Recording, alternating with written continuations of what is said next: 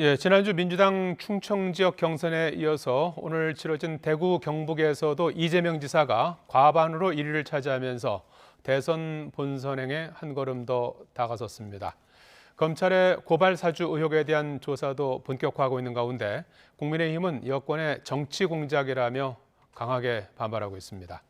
숨가쁘게 돌아가고 있는 대선 전국 알아보겠습니다. 이 자리에 배정호 세한대 교수, 김형준 명지대 교수 두 분 모셨습니다. 안녕하십니까? 네. 네, 안녕하세요. 자, 배 교수님, 네. 지난주 11개 지역 경선을 이렇게 돌아가면서 이제 하는데 오늘까지 이제 세 군데가 끝난 거 아니겠습니까? 그렇습니다. 충청 지역에서 이제 과반을 차지하면서 압승을 거뒀던 이재명 지사가 세 번째 이제 지역 경선에서도 과반을 달성하면서 3연승을 이제 거둔 셈 아니겠습니까? 그렇습니다. 뭐 파죽지세라고 봐야 되는 건가요? 어떻게 보셨습니까? 뭐 말씀하신 대로 1차, 2차, 3차 지역 순회 경선 결과 모두 50%가 넘는 이제 과반 득표를 했어요. 네. 그러다 보니까 지금 이제 누적의 집계로 보면은 54대 28로 이재명 지사가 과반을 압도적으로 이기는 이제 1위를 계속하고 있고, 이런 추세가 앞으로 계속 이어진다면은 결선 투표 없이 이재명 지사가 민주당 후보로 확정될 가능성이 높다라는 전망이 계속 나오고 있고요. 예. 지금 이제 말씀하신 대로 1차, 2차, 3차 계속해서 과반 득표를 함으로 인해서 이재명 대세론이 더욱더 탄력을 받을 수밖에 없게 됐어요. 이번에 이제 1차, 2차, 3차가 어디에 있었냐면은 아시겠지만 TK에서 있었지 않습니까? 예. 근데 이제 TK 이번 경선 결과를 상당히 주목한 이유는 두 가지인데, 하나는 이낙연 후보가 의원직 사퇴 선언했지 않습니까? 예. 따라서 이게 효과가 있느냐 없느냐. 그리고 두 번째로는 이낙연 이런 사퇴 선언에도 불구하고 이재명 지사가 과연 과반 득표를 하느냐 못하느냐가 두 가지 관전 포인트였는데, 역시 이낙연 후보의 의원직 사퇴 선언에도 불구하고 별다른 영향이 없었고, 그리고 이재명 지사는 과반 득표를 했습니다. 예. 지금 그 화면에 이제 누적 집계 결과가 나오고 있습니다만은 대구 경북만 놓고 볼 때는 이재명 지사 입장에서는 약간 좀 아쉬운 부분도 있을 것 같아요. 충청권에서 54%의 득표율이 대구 경북에서 51%로 좀 낮아졌단 말이에요. 한편으로는 뭐 이재명 지사의 어떤 고향이 있는 안동이 있기도 해서 뭐 60%대까지 득표율을 기대도 했을 것 같은데 이 부분은 어떻게 봐야 되겠습니까? 뭐 지역의 효과들보다는 이제 권리당원 중심으로 해서 투표가 이루어지는 거기 때문에요. 이제 제가 흥미롭게 본 것은 충청 지역에서의 당시 지역순회 경선의 투표율이 50%가 조금 넘었어요. 그런데 이번에 대구 경북은 70%가 넘었기 때문에 네. 굉장히 차이가 있는 거지 않습니까? 50% 정도밖에 안 됐다는 거는 권리당원 중에서도 아주 핵심적인 사람들이 투표를 했다는 것이고, 그리고 70% 정도는 핵심 당원 말고 다른 이제 일반 권리당원도 투표를 했다라고 볼 수가 있는데, 54%나 51%나 과반을 넘겼다는 거는 핵심 포인트는 뭐 60%, 70%까지 나온 게 좀 아니지 않느냐라고 하더라도, 권리당원에서 그동안 친문 부분들이 굉장히 이제 권리 강원을 구성하고 있다고 한다면, 그런 면에서 여전히 과반 이상을 득표했다는 거는 이재명 지사 측으로 봐서는 나름대로 좋은 신호라고 볼 수 있는 거고요. 네. 그 아마 이제 이낙연 후보 같은 경우는 이게 정말 60% 이상까지만 이게 벌려졌다고 한다면 정말 내일 모레죠. 1차 선거 투표 결과에 굉장히 영향을 미쳤을 가능성이 있지만, 실은 이제 그래도 선방했다라고 하는 거로 가져갈 수가 있어서요. 결국은 중요한 것은 이제 권리당원에 대한 나름대로 그런 추세는 거의 확인이 된 것 같아요. 그러니까 이재명 지사가 친문 비토가 있다고 했는데 그런 게 전혀 먹히지 않고 예. 2배 이상 가까이 갔다는 거는 친문 강성 지지층도 결국은 본선 경쟁력을 위해서 이재명 후보를 찍는다는 것이 확인이 됐는데, 10일 날 이제 1차 선거인단 투표는 무려 64만 명이지 않습니까? 네. 그렇기 때문에 거기는 일반 국민 다 이렇게 포함이 되는 거여서 내일 거기서도 발표가 되죠. 예. 내일 발표되는 내용 속에서 현재와 비슷한 추세가 됐다고 한다면 예. 결국은 결선 투표 없이 이재명 지사가 본선으로 직행할 수 있는 가능성도 열려 있다고 볼 수 있습니다. 예, 내일 이제 선거인단 개표 결과가 상당히 이제 주목되는 그런 상황이기도 한데요. 2위 이낙연 후보의 이제 그 득표율 추이도 상당히 또 관전 포인트 아니겠습니까? 그 대구 경북에서는 28%의 득표율이에요. 숫자로는 앞서 충청권에서의 득표율과 이제 같은 수준인데요. 어떻게 뭐 선전했다 이렇게 봐야 되는 겁니까? 어떻게 보십니까?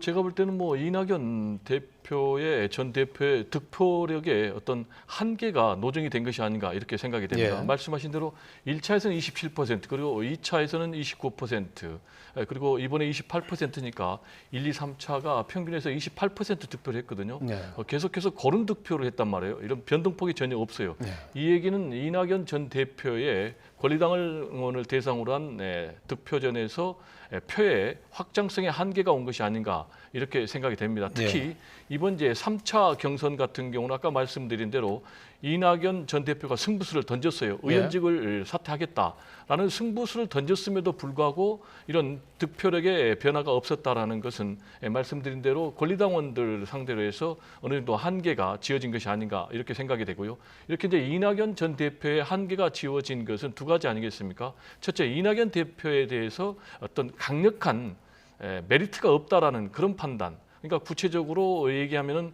이낙연 대표로 과연 본선 경쟁력이 있겠는가라는 판단을 권리당원들이 나름대로 한 것이 아닌가 생각이 되고요. 역으로 그렇지만은 이재명 지사에 대해서는 확실히 본선 경쟁력이 이낙연 전 대표보다는 더 있다라는 그런 판단에 따라서 1차, 2차, 3차 모두 과반 이상의 득표를 이낙연 전 대표에 비해서 이재명 지사에게 할 수 있도록 기회를 준 것이 아닌가 이렇게 생각이 되고요. 역시 이제 중요한 것은 내일 강원도 지역의 경선 결과가 어떻게 나오느냐인데 이것도 제가 볼 때는 1차, 2차, 3차하고 비슷한 결론이 나올 것으로 보이고요. 그렇지만 이제 1차 선거인단, 대략 선거인단이 64만 명 정도 되고요. 네. 뭐 75%의 투표를 했다고 그러니까 여기에서 과연 어떤 결과가 나오겠는가가 굉장히 중요한데 여기에서도 지금 이낙연 전 대표가 28% 정도의 득표밖에 하지 못한다면은 결국 이 정도의 득표력으로 계속해서 가는 그런 보합세를 유지하는 상황이 되지 않을까 그렇게 전망이 됩니다. 예.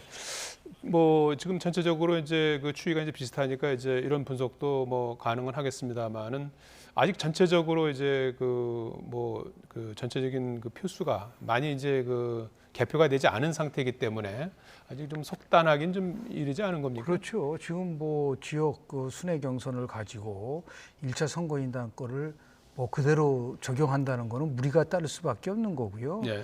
지금 64만 명은 일반 국민까지 이제 포함이 돼 있는데 실은 선거인단 투표라는 거는 각 후보들마다 자신에게 투표를 해달라고 선거인단에 대한 독려 문자를 굉장히 많이 보냈습니다. 그래서 저는 1차 선거인단 투표에서는 이재명 지사가 50%를 넘지 못할 거라고 저는 봐요. 왜냐하면 이제 각각 다 나름대로의 후보들이 조직력과 그리고 나름대로의 그런 그 지역에 있는 의원들이 활동을 하기 때문에 예. 지역 순회랑 조금 다를 수도 있다는 거가 저는 이제 생각이 좀 들고요. 예. 그 근거로는 지금 투표율이 70%인데 온라인 투표요. 예. ARS까지 가서 만약에 한다면 75% 이상 80%까지 된다고 하는 거 아니겠습니까? 예. 이렇게 되면은 모든 후보들의 적극적 지지층들이 다 참여를 한다는 것을 전제하는 거 아니겠습니까? 예. 그렇기 때문에 지금 뭐 지역 경선에서 나온 것처럼 이재명 지사가 일방적으로 50% 이상을 끌고 갈 수 있을까라고 하는 데 있어서 좀 더 우리가 관전 포인트가 생기는 게 아닌가라는 생각이 좀 들고요. 그래서 만약에 1차 선거에는 64만 명인데요. 여기서 그나마 이낙연 후보와 정세균 후보 등 다른 후보들이 이 격차를 조금 줄이는 추세로 가져간다면 결국은 뭐 추석 지나고 나서 호남에서 이루어지는 지역 순회 경선과 2차 선거인단 투표로까지 갈 수밖에 없는 그런 의미에서 내일 있는 1차 선거인단 투표에서 후보들 간의 득표 차이가 얼만큼 나느냐가 굉장히 중요한 향후의 그런 방향성을 가늠하는 척도가 될 수 있지 않을까라는 생각을 좀 합니다. 예, 내일 결과가 김 교수님은 이제까지의 흐름과 조금 다르게 나타날 수도 있다. 그 그렇습니다. 가능성에 더 비중을 네네. 높게 보시는 거고, 배 교수님은 뭐 비슷하게 저는 갈 이제 것이다, 물론 이렇게 보시는 교수님께서 말씀하신 그런 결과도 나올 수가 예. 있겠지만은 지금 어디까지나 전망인데요. 예. 제가 대체로 이런 추세가 이어질 것이다라는 전망의 근거는 두 가지입니다. 예. 하나는 1차, 2차, 3차 결과 이미 대세론이 탄력을 받았고 이렇게 되면 이제 밴드웨건 효과가 굉장히 강하게 작동할 수밖에 없습니다. 예. 밴드웨건 효과가 뭡니까? 되는 쪽에 표를 몰아주자라는 이른바 쏠림 현상을 얘기를 하는 건데요. 이런 상황이 나오면 이재명 지사를 지지하는 지지층은 더욱더 결집할 수밖에 없습니다. 그렇지만 반대로 이낙연 전 대표를 지지하는 지지층은 아무래도 이 투표에서 좀 소홀히 될 수밖에 없는 거죠. 승산이 없다고 판단하니까. 그리고 나머지 좀 방관하는 분들도 이재명 지사를 지지하는 쪽으로 갈 수밖에 없는 그런 상황. 여기에다 또 최근에 전재수 의원이라고 친문이라고 평가되지 않습니까? 네. 친문 핵심이다. 그래서 친문이다. 부산 지역 의원 중에서 최초로 이재명 지사 지지 선언을 했는데 따라서 PK 쪽에서도 상당히 이재명 지사 지지 쪽으로 지금 급속도로 돌아가고 있는 이런 상황. 그래서 쏠림 현상을 첫 번째로 얘기를 하고 싶고요. 네. 그리고 두 번째로는 여론조사가 보면은 대체적으로 민주당 지지층에서 이재명 지사가 53%에서 54% 지지를 하는 것으로 나오고 있거든요. 네. 지금 그 결과가 1차, 2차, 3차 지역 경선 결과에서 그대로 나왔기 때문에 특히 이제 64만 명 정도 되는 거대 선거인단에서는 조직표가 위력을 발휘하지 못합니다. 예. 결국 여론이 그대로 반영된다고 봐야 되는데 이렇게 되면 이제 여론과 당심이 비슷하게 수렴되는 그런 상황이기 때문에 저는 지금과 같은 추세가 이 두 가지 근거로 해서 계속될 것이다. 그렇게 전망을 합니다. 예. 그러면 지금까지의 어떤 흐름으로 봤을 때 이제 그 호남에서 어떤 그 반전을 꾀하겠다는 게 이제 이낙연 전 대표의 그 목표 아니겠습니까? 그 호남 같은 경우에는 전체 권리당원 70만 명 중에 이제 20만 명이라는 숫자가 이제 몰려 있고요. 어떻게 보면은 큰 틀에서 상당히 어떤 그 중요한 어떤 계기가 될 수도 있을 것 같은데 어떻게 전망하십니까? 지금 배 교수가 얘기한 거는 두 가지의 인식적 오류가 있어요. 여론조사와 선거인단은 다릅니다. 그걸 이해를 잘 못하고 있는데요. 홍준표 후보 같은 경우는 그래서 국민의힘도 여론조사 대신에 선거인단을 하자는 겁니다. 예. 여론조사 결과하고 선거인단 규모는 완전히 다르다라는 걸 먼저 말씀을 좀 드리고, 두 번째로 투표율이 낮았을 경우에는 지금 얘기한 것이 맞아요. 예를 들어서 쉽게 표현해서 우리 후보가 될 가능성이 없으니까 투표에 참여하지 않는다고 하지만 제가 말씀드린 것처럼 투표율이 80%까지 됐다는 거는 각자 후보들의 지지층들이 적극적으로 참여했다는 것을 함축하고 있는 거기 때문에 네. 그래서 여론조사 결과 때로 선거인단 투표가 나온다라고 한다는 거는 굉장히 문제가 있을 수가 있다. 그러니까 틀릴 수도 있는 부분들이 있는 거죠. 그런 의미에서 봤을 때 내일 조사 결과가 지금 얘기한 식으로 지역 순회 방식으로 해서 정말 과반수 이상으로 선거인단에서도 높게 나온다고 한다면 2차 선거인단 투표까지 가기도 전에 밴드웨건에 의해서 당연히 이재명 지사가 끌고 갈 수 있는 힘이 생기겠지만 또 하나 흥미로운 것은 네. 현재 이런 상황 속에서 이재명 대선론이 과연 민주당으로부터는 경선 흥행 효과가 있는가? 저는 거의 없다고 봅니다. 만약에 내일 선거인단 투표에서도 이재명 후보가 압도적으로 이기게 되면은 이제는 모든 관심은 민주당으로부터 시작해서 국민의힘으로 옮겨질 가능성이 굉장히 크다는 거죠. 예. 다시 해서 지금 윤석열, 홍준표 후보들 간에 굉장히 좀 치열한 접전을 하고 있지 않습니까?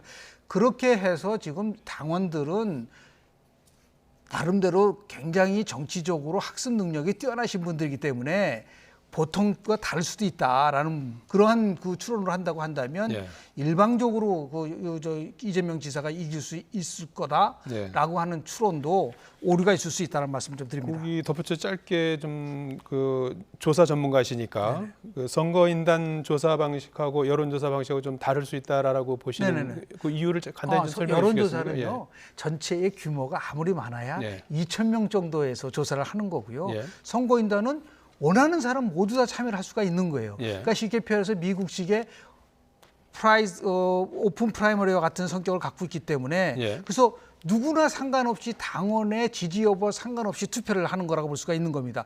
그 말 속에는 어느 정도 역선택이 있다 하더라도 64만 명이기 때문에 그걸 상쇄할 수 있다고 보는 거죠. 똑같은 일이 벌어질 수도 있는 겁니다. 그 64만 명 속에서 특정 후보를 싫어하는 사람이 다른 후보를 찍을 수 있는 가능성도 충분히 존재하고 있기 때문에 그것이 이제 어떻게 나타날지를 우리가 한번 관심 있게 봐야 될 거라고 좀 이래저래 제가 내일- 좀 첨언을 예. 해야 될 것 같은데요. 여론조사가 샘플링을 대략 1,000명 정도 하는데요. 이 샘플링의 대표성이 있다면은 1,000명이나 10,000명이나 정확성은 별 차이가 없습니다. 따라서 여론조사는 모집단이 1,000명이고 지금 이제 국민 경선 같은 경우는 64만 명이기 때문에 차이가 있다라는 것은 안 맞고요.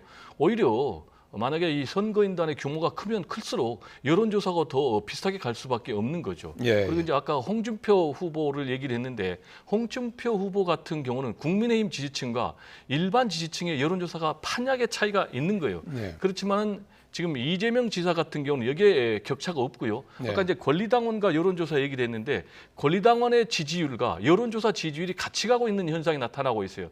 따라서 제가 볼 때는 선거인단 결과도 예. 비슷하게 나타날 것이다. 이렇게 예. 전망을 내일 하는 것이죠. 결과가 뭐 한번 좀 지켜보죠. 네, 그렇죠. 어떻게 결과 지켜봐야죠. 나오는지.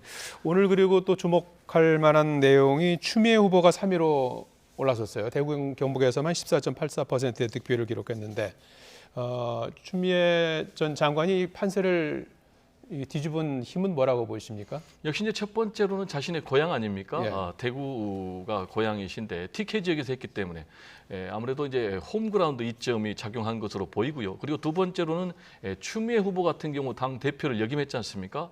따라서 자신의 고향 쪽에서는 나름대로 조직 기반이 좀 있었다고 봐야 돼요. 여기에다 더 하나 추가를 하게 되면은요. 추미애 후보 같은 경우는 지금 강력한 개혁의 깃발을 내세우고 있지 않습니까? 검찰 개혁의 깃발을 가지고 지금 윤석열 후보하고 굉장히 대립각을 세우고 있기 때문에 여기서 강성 친문 지지층들의 팬덤이 어느 정도 작동을 하고 있고 이 지지층에 힘입어서 제가 볼 때는 역전해서 3위로 간 것이 아닌가라고 생각이 되고요. 그렇지만은 지금 이제 64만 명의 대규모 선거인단의 어떤 결과가 남아 있고 특히 이제 정세균 후보 같은 경우는 굉장히 조직 기반이 탄탄하고 플러스 호남 지역에서 추미애 후보에 비해서 상대적으로 우위에 있기 때문에 이 3, 4위는 언제든지 서로 뒤집힐 가능성이 있다라는 얘기를 좀 말씀드리고 싶습니다. 예, 정세균 후보로서는 상당히 어려운 상황을 맞게 된 거 아니겠습니까? 어떻게 반전의 계기를 마련할 수 있을까요? 뭐 이제 뚜껑을 좀 열어봐야 네. 되겠는데요. 1차 선거인단의 투표 결과에 따라서 얼마든지 역전될 수 있는 기반을 마련할 수 있다. 근데 만약 선거인단 투표에서도 1차 선거인단 투표에서도 만약에 추미애 후보에게 굉장히 큰 차이로 밀리면은 굉장히 고민스러운 결단을 해야 될 순간일지도 모릅니다. 예. 다만 추미애 후보가 저렇게 TK 지역에서 13.84 그리고 전체 누적에서 3위로 했다는 것을 갖고 있는 의미는 예. 결국은 추미애 후보는 결정적인 순간에 이재명 지사와 연대를 할 수 있는 가능성이 있는 후보라고 누누이 얘기를 했고 있기 때문에 최악의 경우에 결선 투표라는 것이 간다 하더라도 이재명 지사가 충분히 낙승할 수 있다는 것을 보여주는 다시 얘기해서 친문 단일화에 있어서 추미애 후보가 이탈을 해서 이재명 지사와 연대를 한다고 한다면 뭐 2차, 3차에서 승부가 결정되지 않고 결선 투표를 한다 하더라도 이재명 후보한테 유리한 나름대로의 기반이 만들어진다는 쪽에서 결국 3위도 누가 하느냐가 굉장히 중요한 관전 포인트가 될 수 있을 거라고 저는 봅니다. 예. 자, 이낙연 캠프에서는 이제 끊임없이 이재명 지사의 도덕성을 문제 삼고 있는 그런 상황 아니겠습니까? 여기에 대해서 이재명 지사는 단 한 톨의 먼지 일원의 부정부패도 없다. 이렇게 이제 반박하고 있는데 이 도덕성 논란은 앞으로 남은 경선에도 어떤 변수로 작용할 수 있을까요? 지금까지 보면은 말씀하신 이재명 지사의 도덕성 문제는 그렇게 큰 영향을 주지 못하고 있어요. 예. 여러 가지 이제 도덕성 문제를 계속해서 이낙연 후보 또 이낙연 후보 캠프 측에서 문제 제기를 하고 있지 않습니까? 그럼에도 불구하고 지금 계속해서 과반 득표를 하고 있다라는 것은 이낙연 캠프 측에서 이재명 지사를 향한 도덕성 공격이 별로 위력을 발휘하지 못한다는 그런 반증의 결과로 해석이 되는 거예요. 우리가 이제 보면은 도덕성이라는 것이 공적 영역의 도덕성이 있고 그리고 사적 영역의 도덕성이 있다고 보여지는데요. 공적 영역의 도덕성 관련해서는 최근에 성남 FC 구단주로 있는 과정에서 기업들로부터 광고 협찬 문제를 3년 3개월 동안 수사를 했지만 무혐의로 결국 결론이 났기 때문에 공적 영역에 있어서 도덕성은 큰 문제가 없다. 그리고 이제 사적 영역의 도덕성 문제는 뭐 김부선 배우와의 뭐 스캔들 문제, 또 형수 욕설 문제 이런 부분인데 이런 부분에 대해서 지금 민주당 지지층 또 일반 유권자들이 생각하기보다는 그보다 더 중요한 것은 지금 코로나19라는 국난의 위기 상황에서 누가 과연 이 국가적 위기를 잘 극복해낼 수 있겠는가, 그리고 사회적 안전망을 잘 확충해서 어려운 사회 경제적 약자들 돈 벌 수 있겠는가, 그리고 앞으로 대한민국의 미래 성장 동력을 만들어갈 수 있겠는가라는 부분에 대해서 무게중심을 두고 판단했고, 네. 이런 점에서 이제 이재명 지사에 대해서는 그동안에 보여준 어떤 도지사로서의 어떤 성과, 역량, 그리고 추진성,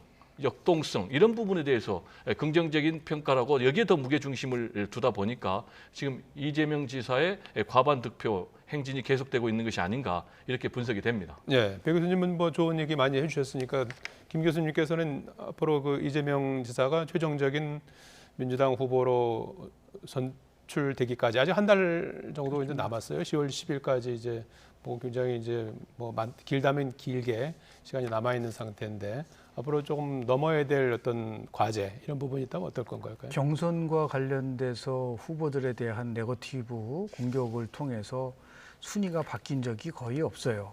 근데 문제는 뭐냐면 이제 경선이 끝나고 나서 본선으로 들어갔을 때 경선 과정에서 불거진 여러 가지 의혹들이 다시 그때는 새롭게 전개될 가능성이 큰데요. 예. 지금 이낙연 후보가 의원직을 사퇴하고 부끄럽지 않은 후보를 내야 된다.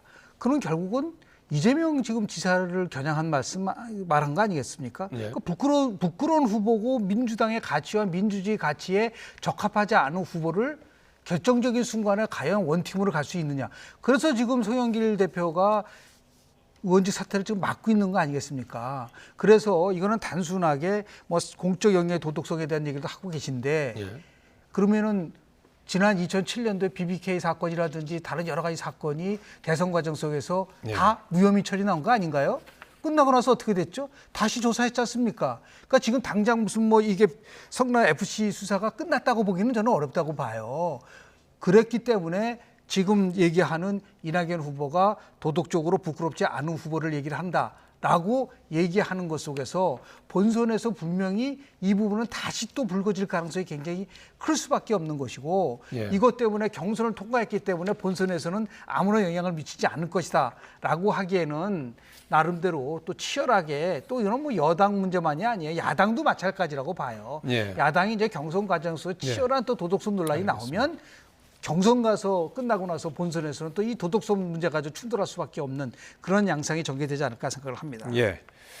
자, 야당 얘기도 좀 해봐야 될 것 같은데요. 여야의 대선 경선이 한창인 가운데 이른바 검찰의 고발 사주 의혹을 둘러싼 공방이 격화하고 있습니다. 지금 이제 공수처 수사가 이제 긴박하게 이제 흘러가고 있는 상황 아니겠습니까? 국민의힘에서는 그 시민단체 고발이 있고 나서 뭐 이틀 만에 고발 인수사를 했고 또 이틀 만에 압수수색에 나섰다. 이렇게 급하게 이렇게 수사를 하는 이유가 무엇이냐? 이제 이런 데 대해서 이제 반발하고 있는 것 같아요. 네, 공수처는 나름 이제 제가 볼 때 한 세 가지 이유 때문에 이렇게 전격적인 수사 그리고 압수수색까지 착수한 것으로 보여집니다. 말씀하신 대로 고발 있은 뒤에 날 만에 압수수색까지 이루어졌는데요. 이렇게 이제 전광석화처럼 하게 된 것은 역시 국민적인 의혹이 굉장히 큰 사건이다라고 판단했고요. 매우 이제 중대한 범죄라고 판단했기 때문 아니겠습니까? 지금까지 줄거리를 보면은 윤석열 전 총장의 핵심 측근이라고 할 수 있는 손준성 당시의 수사정보정책관이 김웅 미통당 국회의원 후보에게 고발장을 줘서 제1야당을 통해서 윤석열 전 총장과 반대적인 입장에 있는 사람들에 대해서 고발 조치에서 수사하게 하는, 처벌하게 하는, 실제로 또 최강욱 의원에 대해서는 고발 조치까지 이루어졌지 않습니까?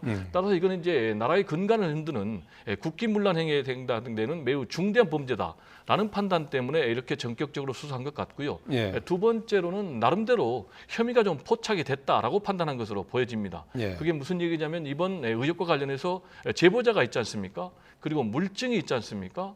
그리고 여기과 관련해서 김웅 의원도 지금 키맨으로 분류가 되고 있는데 본인도 받았다는 것을 지금 시인하고 있는 이런 상황에 따라서 공수처에서는 수사에 들어가면은 기소까지 끌어낼 수 있다라는 그런 판단이 한 것이 아닌가 좀 분석이 되고요.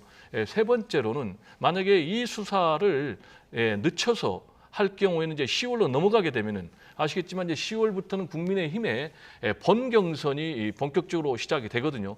그러면 당장 국민의힘에서는 지금부터 야당 탄압이다. 라고 하고 있는데 그렇게 되면은 지금 뭐 국민의힘의 대선 경선을 방해하기 위한 정치 수사다라는 그런 이제 공격을 받을 가능성도 높기 때문에 예. 지금 이렇게 세 가지 이유 때문에 전격적으로 빨리 또 수사에 착수한 것이 아닌가. 그리고 또 이게 길어질 경우에는 증거인멸의 우려도 있다라는 판단도 한 것으로 보여집니다. 예, 뭐 정광석화처럼 이제 수사가 시작이 됐습니다만은 이제 초반부터 조금 그 난항을 겪는 부분도 있는 것 같아요. 김웅 의원회관 내에 있는 의원실 압수수색은 격렬하게 대치하다가 이제 중단이 됐고 뭐 다시 이제 압수수색을 검토하고 있다 이런 기사가 오늘 계속 나왔는데요. 국민의힘에서는 이제 공수처가 의원하고 보좌진 컴퓨터에서 이번 사건과 관련이 없는 키워드로 파일을 수색했다 이렇게 지금 항의를 하고 있어요. 이 부분과 관련해서 어떤 별건 수사를 하려고 하는 게 아니냐 이렇게 의심하는 것 같아요.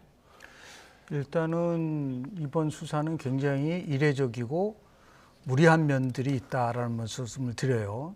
지금 얘기한 것처럼 국민적 관심사가 크다고 얘기를 해서 신속하게 해야 된다고 얘기를 한다면 정말 선거 과정 속에서 언제 어떻든 간에 대한민국 선거 과정이 왜곡될 수 있는 부분들도 있는 거죠. 국민적 관심사보다도 선거의 중립성과 객관성을 지켜서 나름대로 절차적인 정당성을 가져가야지만 되는데 그렇지 못한 면들이 지금 이제 나온 거 아니겠습니까? 네. 그러니까 더 신중하고 더 나름대로 누가 보더라도 흠결이 없는 수사가 돼야 되는데 지금 바로 앵커께서 말씀하신 것처럼 지금 본인이 없는 상태에서 영장 집행 압수수색할 수 있나요? 그건 적법한 절차가 아니지 않습니까? 물론 공수처에서는 보좌관이 다 얘기를 했기 때문에 그렇다고 한다지만 그거는 받아들이기 어려운 거죠. 당사자가 없는 상황에서 압수수색을 했다라는 거. 두 번째는 그렇게 해서 결국은 압수수색하는 과정 속에서 본건과 상관없는 키워드를 검색하려고 했다는 부분들, 뭐 오수, 미애, 조국 이게 지금 문건이랑 어떤 관련이 있는 거죠? 그런 데 대해서 치밀하지 못한 부분들도 분명히 존재하고 있다는 것이 있고 세 번째는 지금 이렇게 됐을 경우에 많은 국민들이 생각을 할 때는 지금 배 교수가 말씀하신 것처럼 벌써 이게 공수처가 분명히 두 사람이 이 부분에 대해서 어떠한 나름대로 확고한 근거를 갖고 있기 때문에 피의자로 입건한 것이 아니라고 하는 것을 보여줄 수 있다는 거죠. 근데 만약에 지금도 그 짧은 기간 내에 그렇게 이 엄청난 일들을 처리할 수 있을까요? 지금 대검이 이 문제가 터지고 나서 일주일이 지났는데도 불구하고 손중성 검사와 관련된 여러 가지 인터넷에 대한 부분이라든지 또는 킥 시스템에서의 판결문이라든지 이런 데 대한 결과 발표 못 하잖아요. 네. 그런데 어떻게 해서 공수처는 접수 시작한 지 마치 이렇게 정광석처럼 빠르게 증거를 확보해 가지고서 피의자 신분으로 바꿀 수가 있을까요? 거기에 대한 의심을 할 수밖에 없는 거죠. 이렇게 해서 결국은 이 부분은 그동안 대한민국 대선 과정 속에서 특정 후보에 대해서 수사한 경우는 종종 있었습니다. 비비케 사건과 더불어서. 네. 그러나 피의자 신분을 입건한 적이 있나요? 97년도 DJ 비자금 사건이 터졌을 때 그 엄청난 거라고 얘기했고 수사를 진행을 하려고 했을 때 당시 YS 대통령이 그 중단시켰잖아요. 이런 상황 속에서 만약에 수사를 한다고 한다는 거는 그것은 국민들에게 나름대로 굉장히 공정성을 해칠 수 있다는 것을 중지시켰어요. 선거가 2년 남았습니까? 네. 3년 남았습니까? 6개월밖에 안 남았습니다. 이런 상황 속에서 뭐 국민적 감사가 크기 때문에 빨리 해야 된다? 그거를 과연 얼마만큼 받아들일까에 대해서 지적을 할 수밖에 없는 거죠. 이런 가운데 이제 여러 가지 궁금증을 자아냈던 제보자가 얼굴을 드러내지 않았습니까? 언론 인터뷰도 이제 한 그런 상황이고 그 미래통합당 국민의힘 전신이죠. 미래통합당 선대위 부대변인을 이제 지냈고요. 지금은 이제 당을 이제 떠나 있는 상태인데 조성은 씨가 이제 언론 인터뷰를 통해서 김웅 의원이 이 고발장을 중앙지검이 아니라 대검에 접수하라고 했다 이런 증언을 했어요. 이건 어떤 의미로 봐야 되는 겁니까? 그러니까 이제 그 말이 진실이냐 아니냐가 굉장히 중요한데 네. 지금까지 드러난 맥락은 상당히 신빙성 있게 해석이 될 수밖에 없다. 왜냐하면은 지금까지 드러난 보도의 의혹의 줄거리가 아까 말씀드린 윤석열 전 총장의 측근인 당시 손준성 수사정보정책관이 고발장을 김웅 의원에게 텔레그램으로 보내서 그게 또 지금 조성은 이분에게 전달이 됐다라는 것 아니겠습니까? 그런데 이것과 관련해서 김웅 의원은 계속해서 해명이 오락가락하고 있는 그런 상황. 그렇지만은 받았다는 건 인정하고 당에 전달했다는 것도 인정을 하고 있어요. 이런 과정에서 당시에 받은 적이 없다라는 법률 단장이죠. 정점식 의원 같은 경우도 본인이 고발하라고 이 초안을 당 법률 자문위원 변호사에게 전달했다는 것을 시인했단 말이에요. 네. 그러면 이 조성은 제보자가 제보해서 보도한 큰 줄거리가 계속해서 드러나고 있는 이런 상황이기 때문에 이 조성은 씨의 이런 말은 상당히 저는 신빙성이 있다고 보고요. 더구나 이 고발장에 보면은 구체적으로 고발장 접수 대상자가 어떻게 돼 있습니까? 고발인은 공란으로 돼 있지만은 대검의 공공수사부장으로 돼 있단 말이에요. 네. 그럼 이제 대검의 공공수사부장으로 하라고 고발장 초안에 돼 있다라는 얘기는 지금 대검에 접수하라는 얘기니까 대검에 접수하라라고 얘기를 나한테 했다 김웅 의원이라는 얘기는 아기가 서로 맞는 얘기죠. 그러면 예. 왜 중요한 것은 그러면 고검에다 고발장을 접수하라고 했다라는 것 아니겠습니까? 당시에 중앙지검장이 이성윤 중앙지검장이기 때문에 윤석열 전 총장하고 굉장히 서로 대립각을 세우고 있었기 때문에 대검에 직접 고발장을 접수를 하게 되면은 대검에서 이 수사 검사를 배당을 할 수 있는 그런 문제가 있단 말이에요. 따라서 이 말은 이제 상당히 신빙성이 있고, 그러면 이런 이제 굉장히 구체적인 정황들과 증거가 나오는 이런 문제에 대해서 공수처가 수사를 빨리 하는 것이 당연하지 수사를 빨리 하면 문제가 되고 천천히 하면 문제가 없고라는 논리는 전혀 좀 맞지 않는 얘기죠. 예. 자, 이런 가운데 이 제보자 조성은 씨가 이 박지원 국정원장하고 만난 사실이 이제 알려지지 않았습니까? 이제 그 보도가 되기 이제 전에 만난 사실이 확인되면서 윤석열 전 총장 측이 또 역공에 나선 그런 상황 아니겠습니까? 야당은 야당은 어떻게 봐야 될까요? 예. 그래서 실은 이런 그 의혹 수사 같은 경우는 아주 객관적 진실과 그리고 사실을 중심으로 전개되지 않고 추론에 의해서 상황을 전개시킨다고 한다면 각종 의혹은 해결될 수가 없다고 봅니다. 지금도 보십시오. 손준성 검사와 윤석열 지금 전 검찰총장 사이에서의 친밀한 관계였기 때문에 결국은 윤 총장이 모를 리가 없다라는 거 아니겠습니까? 처음에 다 그렇게 사람들이 이해를 했지 않습니까? 그러면 윤 전 총장하고 손 검사하고의 이러한 의혹 사건과 관련돼서 지시했다는 확실한 근거가 나오지 않은 상태인데 그런데도 불구하고 피의자 입건을 했어요. 자, 그렇다면 똑같은 역공을 받을 수밖에 없는 거죠. 지금 국정원장하고 조성은 씨하고 굉장히 친밀한 관계라는 것이 다 드러났잖아요. 그럼 또 다시 의혹을 제기하는 거 아니겠습니까? 아, 이건 분명히 국정원이 어떠한 박지원 국정원장이 개입한 게 아니냐라고 또 추론을 얘기를 하고 있는 거 아니겠습니까?